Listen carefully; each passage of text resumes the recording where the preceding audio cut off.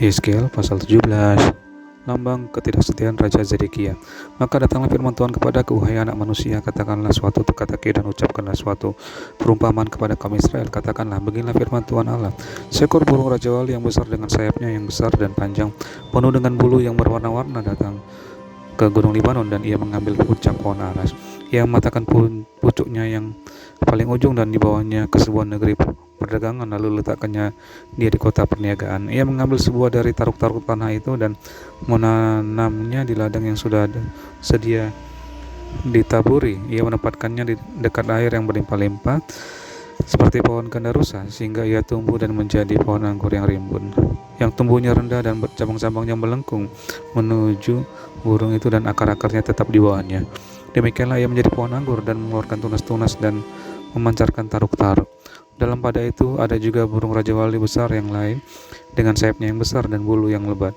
Dan sungguh pohon anggur ini mengarahkan akar-akarnya ke burung itu, dan cabang-cabangnya dijulurkannya kepadanya, supaya burung itu mengairi dia lebih baik dari bedeng di mana ia ditanam. Namun ia ditanam di ladang yang baik dekat air yang berlimpah-limpah, supaya ia bercabang-cabang dan berbuah, dan supaya menjadi pohon anggur yang bagus.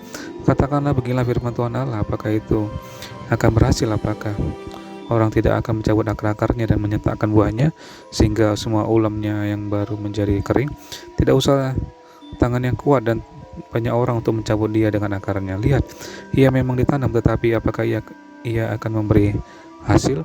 Apakah ia tidak akan layu kering kalau ditimpa angin timur?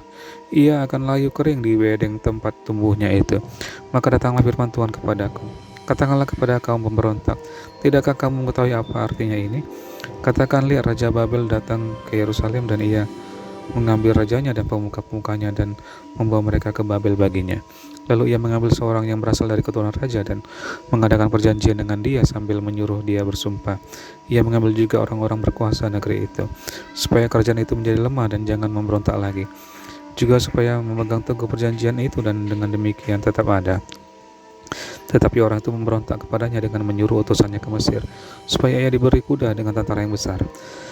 Apakah ia akan berhasil? Apakah orang yang berbuat demikian dapat luput? Apakah orang yang mengingkari perjanjian dapat luput? Demi aku yang hidup, demikianlah firman Tuhan Allah, ia pasti mati di Babel, di tempat raja yang mengangkatnya menjadi raja, karena ia memandang ringan kepada sumpah yang dimintakan raja itu daripadanya dan mengingkari perjanjian raja itu dengan dia. Dan Firaun tidak akan membantu dia dalam peperangan dengan tentara yang besar dan sekumpulan banyak orang. Pada waktu tembok pengepungan ditimbun dan benteng pengepungan didirikan untuk melenyapkan banyak orang, ia memandang ringan kepada sumpah dan mengingkari perjanjian. Sungguh, walaupun ia menyuguhkan hal itu dengan berjabat tangan, tetapi ia melanggar semuanya itu, maka ia tidak dapat luput. Oleh sebab itu, beginilah firman Tuhan Allah, demi aku yang hidup, aku pasti menimpakan atas kepalanya sumpahnya kepadaku yang dipandangnya ringan, dan perjanjiannya di hadapanku yang diingkarinya. Aku akan memasang jaringku untuk menangkap dia, dan di dalam perangkapku ia akan terjebak. Aku akan bawa dia ke Babel, dan di sana aku akan berperkara dengan dia, karena ia berubah setia terhadap aku. Dan semua tentara pilihannya akan tewas dimakan pedang, dan yang terluput akan dihamburkan ke semua mata angin, dan kamu akan mengetahui bahwa akulah Tuhan yang mengatakannya. Beginilah firman Tuhan Allah, aku sendiri akan mengambil sebuah carang dari puncak pohon aras yang tinggi dan menanamnya. Aku mematahkannya dari pucuk yang paling ujung dan yang masih muda, dan aku sendiri akan menanamnya di atas sebuah gunung yang menjulang tinggi ke atas. Di atas gunung Israel yang tinggi akan kutanam dia, sehingga ia bercabang-cabang dan berbuah dan menjadi pohon aras yang hebat. Segala macam burung dan yang berbulu sayap tinggal di bawahnya. Mereka bernaung di bawah cabang-cabangnya, dan maka segala pohon di ladang akan mengetahui bahwa aku, Tuhan, merendahkan pohon yang tinggi dan meninggikan pohon yang rendah, membuat pohon yang tumbuh menjadi layu kering dan membuat pohon yang layu kering bertaruh kembali. Aku, Tuhan, mengatakannya dan akan membuatnya. Yeskel pasal 18.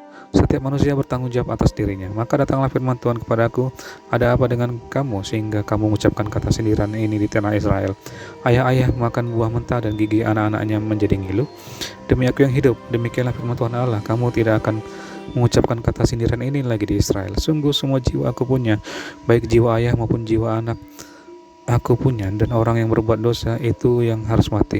Kalau seseorang adalah orang benar dan ia melakukan keadilan dan kebenaran, dan ia tidak akan makan daging persembahan di atas gunung, atau tidak melihat kepada berhala-berhala kaum Israel, tidak mencemari istri sesamanya, dan tidak menghampiri perempuan waktu bercemar kain, tidak menindas orang lain, ia mengembalikan gadaian orang, tidak merampas apa-apa, memberi makan orang lapar, memberi pakaian kepada orang telanjang, tidak memungut bunga uang atau mengambil riba, menjauhkan diri dari kecurangan, melakukan hukum yang benar di antara manusia dengan manusia, hidup menurut ketetapanku dan tetap mengikuti peraturanku dengan berlaku setia.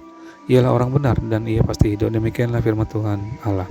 Tetapi kalau ia melahirkan seorang anak yang menjadi perampok dan yang suka menumpahkan darah atau melakukan salah satu dari hal itu, walaupun ayah tidak melakukan satupun, juga makan daging persembahan di atas gunung dan mencemari istri sesamanya, menindas orang sengsara dan miskin, merampas, tidak mengembalikan gadaian orang, melihat kepada berhala-berhala dan melakukan kekejian, memungut bunga uang dan mengambil riba, orang yang demikian tidak akan hidup.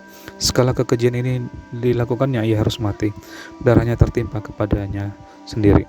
Sesungguhnya kalau ia melahirkan seorang anak dan anak ini melihat segala dosa yang dilakukan ayahnya, tetapi mengisapi hal itu, sehingga tidak melakukan seperti itu, ia tidak makan daging persembahan di atas gunung dan tidak melihat kepada berhala-berhala kaum Israel, tidak mencemari istri sesamanya, tidak menindas orang lain, tidak mau meminta gadai, tidak merampas apa-apa, memberi makan orang lapar, memberi pakaian kepada orang telanjang, menjauhkan diri dari kecurangan, tidak mengambil bunga uang atau riba, melakukan peraturanku dan hidup menurut ketetapanku. Orang yang demikian tidak akan mati karena kesalahan ayahnya, ia pasti hidup. Ayahnya yang melakukan pemerasan, yang merampas sesuatu, yang melakukan hal-hal yang tidak baik di tengah-tengah bangsanya, sungguh ia akan mati karena kesalahannya.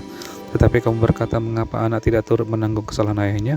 Karena anak itu melakukan keadilan dan kebenaran, melakukan semua ketetapanku dengan setia, maka ia pasti hidup.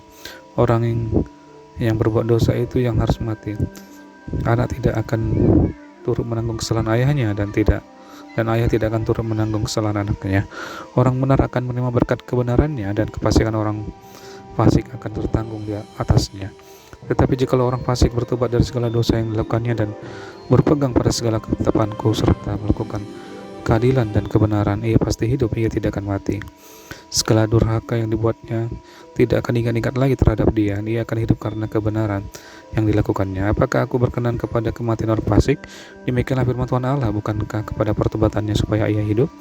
Jikalau orang benar berbalik dari kebenarannya dan melakukan kecurangan seperti segala kekejian yang dilakukan oleh orang fasik, apakah ia akan hidup? Segala kebenaran yang dilakukannya tidak akan diingat-ingat lagi. Ia harus mati karena ia berubah setia dan karena dosa yang dilakukannya. Tetapi kamu berkata, tindakan Tuhan tidak tepat. Dengarlah dulu, hai kaum Israel, apakah tindakanku yang tidak tepat ataukah tindakanmu yang tidak tepat? Kalau orang benar berbalik dari kebenarannya dan melakukan kecurangan sehingga ia mati, ia harus mati karena kecurangan yang dilakukannya. Sebaliknya, kalau orang fasik bertobat dari kefasikan yang dilakukannya, ia melakukan keadilan dan kebenaran, ia akan menyelamatkan nyawanya. Ia insaf dan bertobat dari segala durhaka yang dibuatnya, ia pasti hidup, ia tidak akan mati. Tetapi kaum Israel berkata, tindakan Tuhan tidak tepat. Apakah tindakanku yang tepat yang tidak tepat, hai kaum Israel, ataukah tindakanmu yang tidak tepat? Oleh karena itu aku akan menghukum kamu masing-masing menurut tindakannya, hai kaum Israel. Demikianlah firman Tuhan Allah. Bertobatlah dan berpalinglah dari segala durhakamu, supaya itu jangan bagimu menjadi batu sandungan yang menjatuhkan kamu ke dalam kesalahan. Buanglah daripadamu segala durhaka yang kamu lakukan terhadap aku, dan perbauilah hatimu dan rohmu. Mengapakah kamu akan mati, hai kaum Israel? Sebab aku tidak berkenan kepada kematian seseorang yang harus ditanggungnya. Demikianlah firman Tuhan Allah. Oleh sebab itu bertobatlah supaya kamu hidup.